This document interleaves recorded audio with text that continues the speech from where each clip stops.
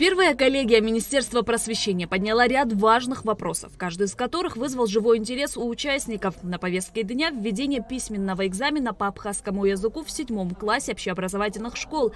Министерство ставит задачу повысить качество преподавания родного языка в школах и дошкольных учреждениях.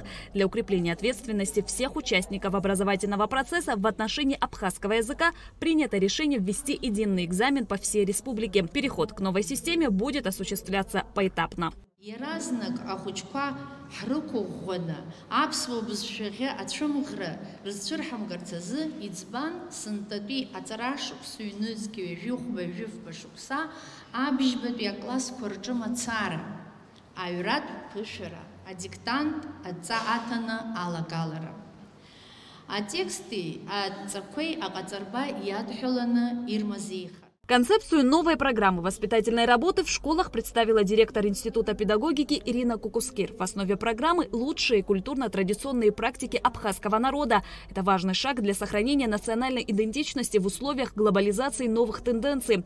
Система образования – один из ключевых институтов, через который транслируется государственная идеология. В рамках реализации программы планируется ввести новую должность и структуру – педагог-наставник. Программа уже разработана и в ближайшее время будет внедрена. В этом году ее реализация носит пилотный характер. Пока предусмотрено 2 часа в неделю в рамках первых уроков. Это будет единая программа для всех школ республики. В настоящее время проводится серьезная работа по отбору. Принимаются заявки от заинтересованных педагогов. Воспитательная работа в школах.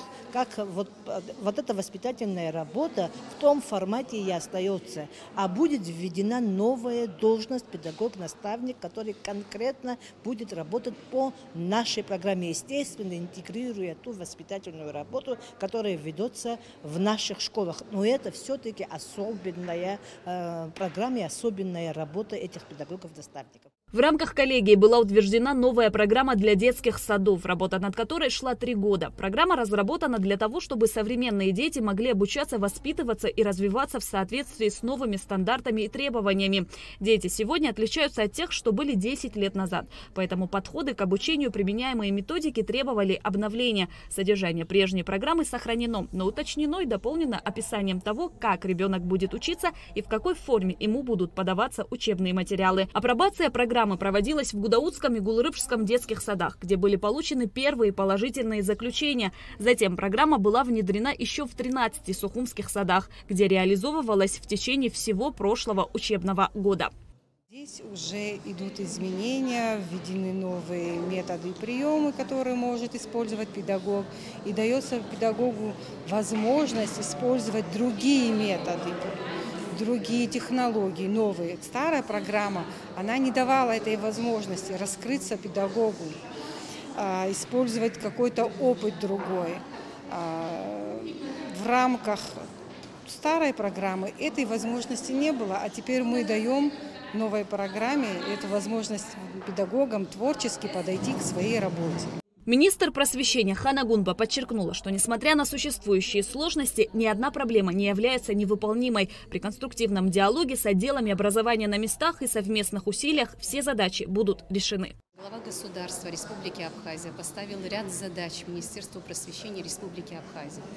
Некоторые из этих задач были озвучены сегодня на коллегии. Я думаю, что это было своевременно и очень рассчитываем на конструктивный диалог со всеми отделами образования на местах. В системе образования, безусловно, есть множество проблем, но нерешаемых проблем мы не видим. Уверены в том, что совместными усилиями мы решим все насущные проблемы системы образования.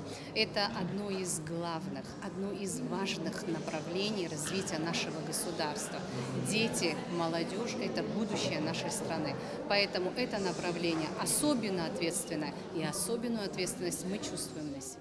Коллегия завершилась на торжественной ноте. Подведены итоги 18-й республиканской спартакиады школьников. 3-е место занял Гудаутский район, 2-е – Гагарский район, а победителем стала команда города Сухум. Начальникам отделов образования вручены кубки и грамоты. Шазина Ханагуара Мукамке, Абхазское телевидение.